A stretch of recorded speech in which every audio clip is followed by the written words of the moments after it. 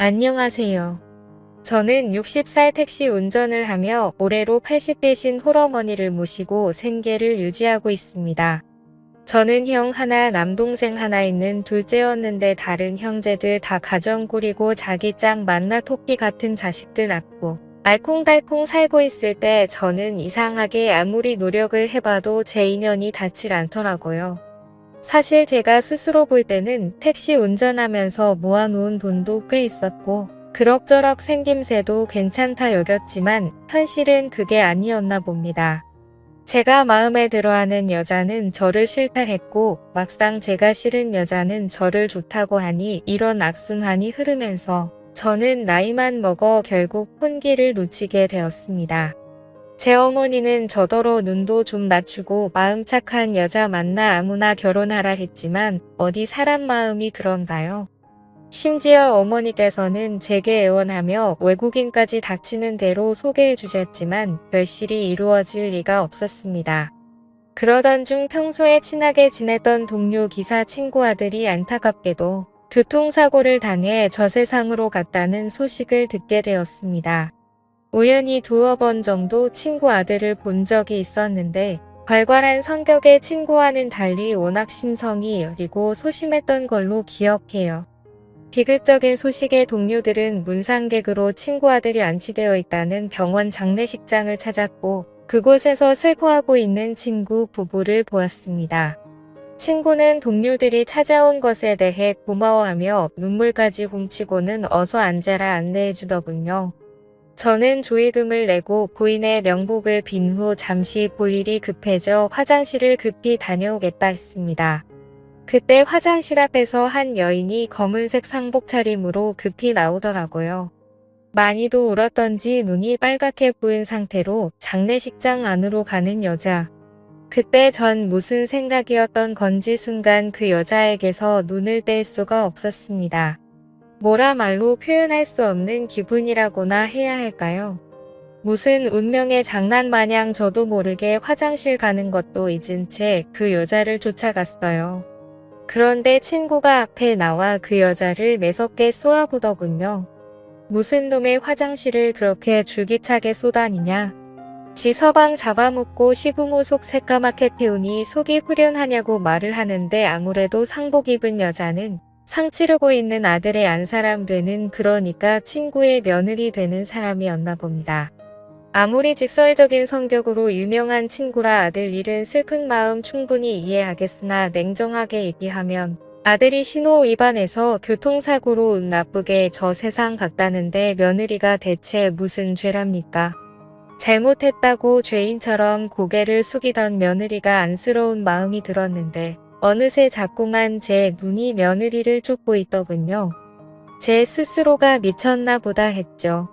살면서 눈에 들어오는 여자 몇 없었는데 하필 친구 아들의 미망인이 절 사로잡다니요. 저는 감정을 해서 부정하며 바쁘다는 핑계로 도망치듯 나와버렸습니다. 아들을 잃은 후 다시 평범하게 근무하게 된 친구는 애써 아무렇지도 않은 척하며 일에 열중했습니다. 평소보다 더 농담도 하고 기운차게 행동하는 게 아무래도 아들을 잃은 슬픔을 잊으려고 더 그러는 것 같았어요. 전 자식이 없었지만 어쩐지 피부치를 잃은 마음은 그 소중한 사람을 잃은 마음은 왠지 알 것 같았습니다. 저는 음료수를 친구에게 건넸습니다. 친구는 고맙다며 음료수를 꿀꺽꿀꺽 들이키며 고마워 아들 녀석은 제 운명이 그것밖에 안 되어간 놈 어쩌겠어 생각하면 마음만 아프지. 이게 다 사람을 잘 들여야 하는 법이야. 며느리 하나 잘못 들어와서 집안에 불운을 몰고 왔으니 결혼한다 했을 때 말리지 못한 게 내 천추의 한이야 하며 감정이 올라왔는지 분을 토해냈습니다. 얘기를 들어보니 아들하고 며느리하고는 작년쯤 결혼을 했는데 부모한테 버림받고 조무하고만 살아서 어두침침하고 우울한 게 썩 마음에 들지 않았다고 합니다. 그래도 아들이 좋다길래 무작정 반대할 수 없어 결혼시켰지만 며느리가 들어오고 나서부터 집안에 불운이 시작됐다고 하네요. 사기를 당해 가세가 기울기 시작했고 아들마저 비명에 간 일이 있었으니 며느리를 보기 싫어 당장에 나가라 했는데도 갈 곳이 없어 붙어있다 하니 아주 미치겠다고 하더라고요. 그날 밤 친구와 한잔을 하고는 집에다 데려다 주었습니다. 며느리가 나와 시아버지를 부축하는데 고주망태가 된 친구 녀석은 그 와중에도 재수없다며 며느리를 뿌리치고는 저만을 의지한 채 집 안으로 들어가더군요. 데려다 주며 부인이 되는 사람이 저희 박하탕밥만 챙겨줘서 고맙다며 집에 드릴 건 없지만 마침 반찬을 많이 만들어놨으니 그거라도 좀 챙겨가시라고 했습니다. 저희는 그 애가 만든 건 안 먹거든요 라고 가시도 친 듯 말하니 뭐 제 딴엔 거절할 이유가 없었습니다. 그날 서글퍼 보이는 며느리의 인사를 받으며 덕분에 반찬 선물을 가지고 간 저는 다음 날 아침으로 어머니와 꽤 괜찮은 식사를 했습니다. 어머니께서는 어디서 가져온 반찬이냐며 솜씨가 좋다고 하셨습니다. 어머니께서는 이런 요리 솜씨 좋은 여자를 며느리로 봐잡았으면 좋겠다. 언제까지 환갑받던 아들애미 식사나 차려야겠냐고 하시는데 저는 어머니께 늘 죄인인 아들이었습니다. 다음 날 출근하고 택시 영업을 하는데 길 가다가 우연히 며느리와 마주쳤습니다. 뭘 잔뜩 들고 가고 있더군요. 친구 부인은 다른 아들과 떡집을 운영하고 있었거든요. 그렇게 구박할 때는 언제고 가게 일은 써먹고 있었나 봅니다. 얼굴 한 번 봤다고 그새 반가운 마음도 들고 고맙다는 인사도 할 겸 택시를 세웠네요. 안녕하세요. 어디 가세요? 타세요. 제가 가는 데까지 모셔다 드릴게요. 라고 하니 괜찮다고 하는 며느리였지만 제가 여러 번 권유하니 마지못해 제 차에 오르며 짐을 실었습니다. 오늘따라 배달차가 고장나서 그리 멀지 않은 곳이라 걸어서 배달을 가는 길이라 하더군요. 그래서 이 무거운 떡을 어떻게 이고 지고 가냐는 말에 며느리는 멋쩍은 듯 아무 말 없었습니다. 저는 며느리에게 맛있었다며 어머니가 요리 솜씨 칭찬을 했다고 말해주니 참 좋아했습니다. 하며 말하기를 저희 남편도 제 요리 솜씨가 좋다고 칭찬을 하곤 했는데 부담스럽지 않으시다면 종종 놀러 오실 때 조금씩 반찬을 싸드려도 될까요? 라고 하는데 빈말이라도 참 고맙고 좋더라고요. 배달하는 곳은 금세 도착했고 며느리가 차에서 내리자 저는 생각했어요. 미쳤나 보다. 정신 차려야지. 다 늙어서 저렇게 새파란 여자한테 그것도 친구 며느리한테 이러면 안 되지. 하지만 이상하게 그 여자한테 자꾸 맘이 가는 건 잡기 힘들었습니다. 저는 이후로도 친구와 친하게 지내며 종종 집을 찾아 그 집 며느리를 보았고 언제나 며느리는 살가운 태도로 저를 시아버지 친구로서 맞이했습니다. 그러나 그곳에 자주 들르며 며느리가 얼마나 시집에서 차가운 대접을 받고 있는지 알게 되었습니다. 어느 날은 친구 부인이 뭔가 잘못했는지 며느리를 야단치고 있더라고요. 그런데 친구에 이어 부인까지 잘못된 일에서만 야단을 치면 될 것을 항상 너 때문에 우리 아들을 잃었다. 보고 배워 잘한 게 없는 것이 부름만 몰고 다닌다며 온갖 욕설과 인신공격으로 마무리 지었습니다. 그때마다 제 마음이 얼마나 아프고 안타까운지요. 만약 저 여자가 우리 어머니 며느리였다면 저런 대접을 받고 살진 않았을 텐데. 며느리도 엄연히 남의 집 귀한 딸이건만 저렇게 하대하는 게 좋은 꼴은 아니더이다. 마침내 며느리도 참지 못하고 정 그렇게 제가 미우시면 제가 나가면 되신 거죠. 저 비록 대학은 못 갔지만 고등학교까지 할머니께 가정교육 잘 받고 남들만큼 잘 살았어요. 제발 절 키워주신 조부모님 요까지는 하지 말아주세요. 남편 저 세상 간 거 저도 어머님만큼이나 가슴 아파요. 이젠 제발 그만하세요. 하며 결국 억울한 마음에 집을 뛰쳐나갔는데 친구 부부는 내쫓으면 속 시원하겠네. 아주 우리도 지겹다. 몹쓸 건나며 집안이 불운해진 것과 하필 며느리 시집올 시점이 우연히 맞물린 것뿐인데 대체 그가 궁합이랑 사주 하나 때문에 죄 없는 며느리를 언제까지 저렇게 대할 건지 너무나 답답하고 화까지 나더라고요. 마음 속였던 저는 며느리를 뒤쫓아가 보니 전봇대에 기대어 하염없이 울고 있었는데 어찌나 가슴이 아프던지요. 그런데 며느리가 이상했습니다. 한참이나 울어 지쳤는지 그대로 바닥에 쓰러지는 것이 아니겠어요. 저는 놀란 마음에 얼른 며느리를 업고 병원으로 데려갔고 얼추 검사를 해보니 빈혈에다 영양실조라는데 온갖 못된 것들을 다 달고 부바까지 받으며 어찌 저리 살았을까 하는 안쓰러운 마음에 보호자를 자처하며 입원까지 시켜주었습니다. 그런데 의사 선생님께서 뭔가 검사 결과가 썩 개운치가 않았는지 조금 더 정밀 검사를 하자 했는데 마침 며느리는 눈을 뜨고서 몸을 일으키며 고개를 젓더군요. 전 괜찮아요. 검사할 돈도 없고요. 어차피 몸이 약해져서 그러니 식사 잘하면 금방 회복될 거예요. 지친 기색으로 말하면서 저를 붙들고 빨리 병원에서 나가고 싶다고 했습니다. 하지만 병원을 나간다 한들 몸도 약한 그녀가 갈 곳이 있나요? 저는 이참에 넌지시 얘기했네요.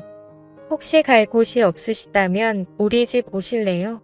저 어머니랑 같이 사는데 우리 집 방 남는 거 있고 갈 곳 없으시다면 거처 잡으실 때까지 그곳에서 머물러도 돼요.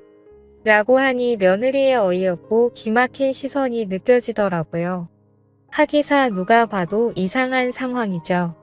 시아버지 친구가 갈 곳 없다고 받아준다 하니 이상하기도 하고 좀 꺼려지기도 하고 하여튼 그랬을지도 모릅니다. 그런데 생각지도 못한 며느리의 반응은 정말로 신세 줘도 될까요? 보증금은 없지만 제가 어떻게든 일을 구해서 방세는 꼬박꼬박 내도록 할게요. 저는 아직 제 눈물이 마르지도 않은 며느리가 얘기하니 울컥 감정이 올라왔고 괜찮다고 고개를 끄덕였습니다. 그날부터 며느리는 짐을 싸서 저희 집으로 들어왔고 어머니께는 따로 친구 며느리라고 안 한 채 방 남는 거 월세 줬다고 얘기를 했습니다. 어머니는 당황해하면서도 애써 묻진 않으시고 유심히 저와 그 여자를 보더군요. 어머니는 그 집 며느리에게 참 잘해주었습니다. 이것저것 챙겨주기도 하고 며느리가 뭐든 도와준다고 해도 물 한 방울 손에 못 묻히게 하며 손수 식사를 차려 해먹였습니다. 며느리가 밥 몇 술 드며 울더라고요. 누군가와 이렇게 같이 식사하는 게 얼마만인지 모르겠어요. 집에서 누군가가 손수 차려준 음식을 먹는 건 할머니와 살았을 때 빼곤 없었거든요. 감사해요. 라고 흐느끼고 저희 어머니는 그런 며느리의 손을 따뜻하게 잡아주며 젊은 처자가 참 딱하네. 앞으로 우리가 잘 챙겨줄 테니 아무 걱정 말고 편안하게 있어요. 처음 볼 때부터 낯설지 않는 게 이상하게 난 그쪽한테 자꾸 마음이 가네요. 라며 잘 다독여 주었네요. 허나 며느리는 미안했는지 차마 그러질 못하고 장을 봐와 집안에 반찬이라도 좀 만들어놨습니다. 그 반찬을 먹은 제 어머니는 전에 가져왔던 반찬을 만든 주인을 알게 되었고 저희를 알게 모르게 밀어주며 제가 일찍 퇴근이라도 하는 날에는 본인이 할 일이 있다며 저와 며느리를 밖으로 내보냈네요. 어머님 덕분에 얼떨결에 같이 공원을 걷는다던가 두리번거리며 시간을 보내는 일이 많아졌고 그러면서 저는 점점 더 마음을 나누며 정이 쌓여갔습니다. 서로 웃는 날들이 많아졌고 남들이 보기 좋은 부녀라고 오지랖 넓은 얘기를 할 때면 저희라고 얘기하며 넌지시 제 팔짱을 끼기도 했답니다. 설레기도 하고 가슴 떨리기도 하고 20여 년 넘게 차이는 그녀를 욕심내는 제가 도둑놈이었지만 좋아하는 감정을 숨기기가 어렵더라고요. 허나 전 용기가 없어 이런 좋은 관계마저 깨어질까봐 끝까지 그녀에게 먼저 손을 내미진 못했어요. 그런데 그때쯤 며느리는 가끔 고통을 호소하며 식은땀을 흘리는 날이 많아졌습니다. 죄송한데 가방 안에 약이 있어요. 약 좀 주시겠어요? 라며 어디가 아픈지 자꾸 약을 먹었어요.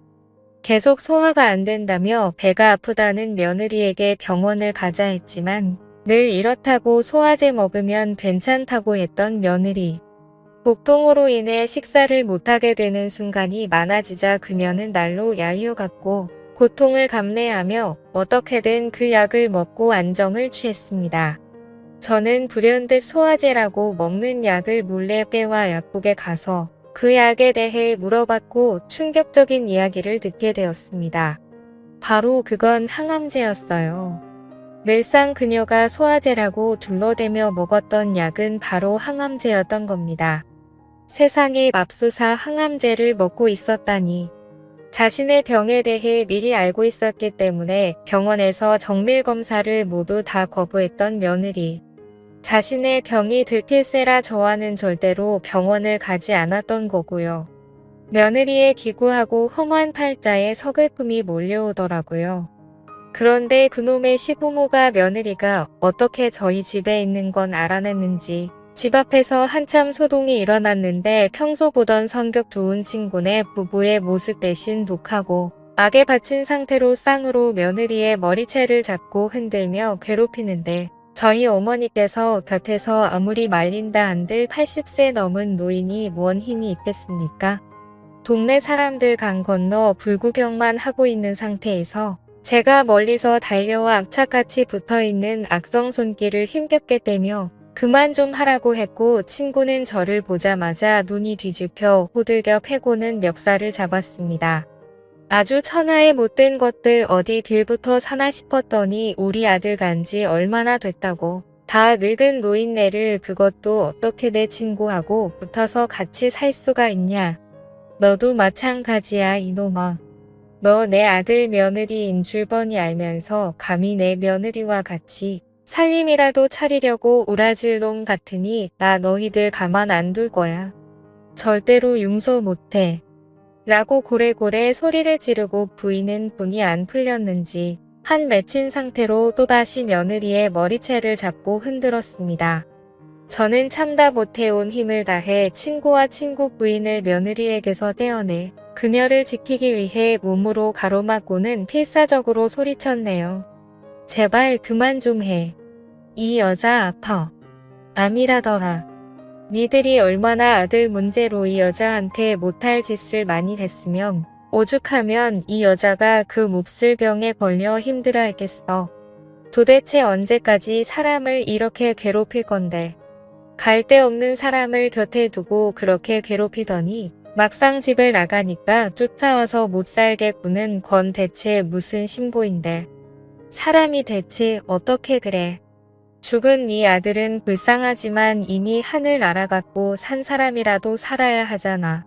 언제까지 네 아들 먼저 간 걸 이 여자 탓으로 돌릴 거냐고 라고 절규했고 그 여자는 콧물을 흘리며 흐느끼기 시작했습니다.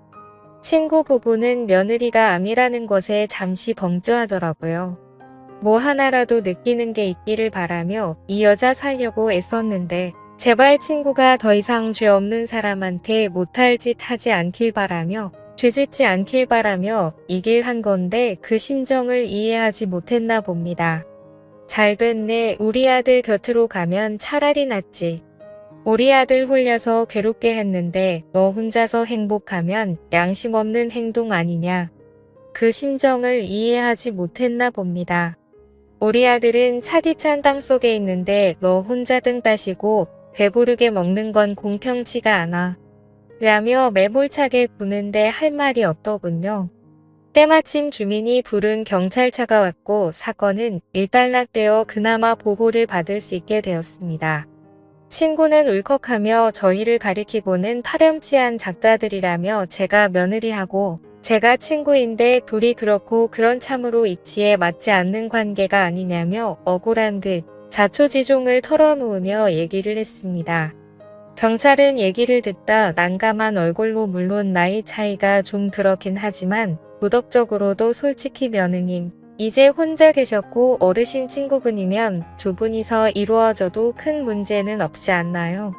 이러시는 두 분이 제게는 이치에 맞지 않는 분들 같습니다만 라고 하니 시부모는 기막혀 하면서도 막상 아무 말은 못했으나 그래도 억울했는지 제게는 이제 와서 남의 며느리 훔쳐간 놈이라고 운운하고선 제게 가만 안 두겠다고 협박성 말을 남기고 가버렸습니다. 저는 며느리를 데리고 병원으로 가려 했지만 다시 거부하더라고요. 그래도 가진 설득으로 데려가야만 했습니다. 부디 그녀가 세상에 남아있기를 간절하게 바라면서요. 그녀는 난소암 3기였습니다. 생존 확률은 50% 정도로 반반 상황이었지만 꼭 그녀를 살리고 싶었습니다.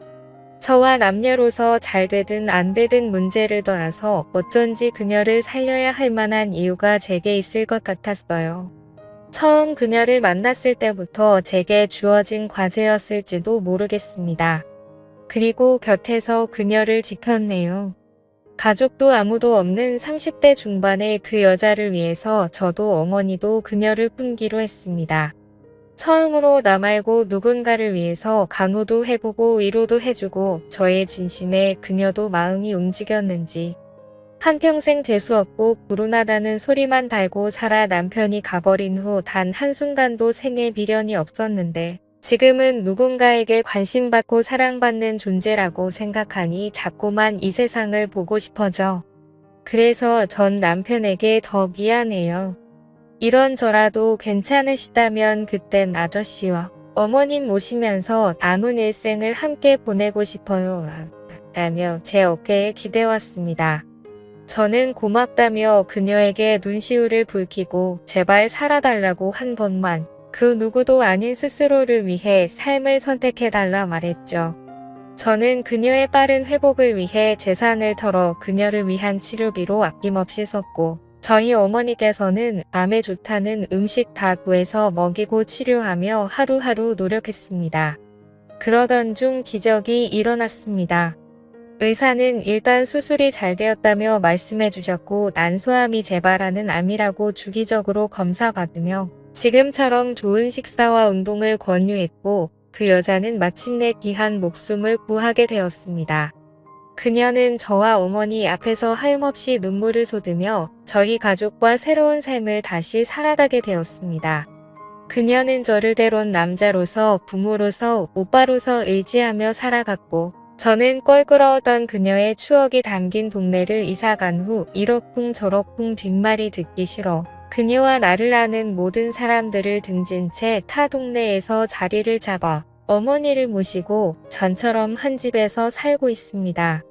제 직업이 택시 운전기사인지라 어디든 가도 부담이 없다는 게 최대 장점이겠죠.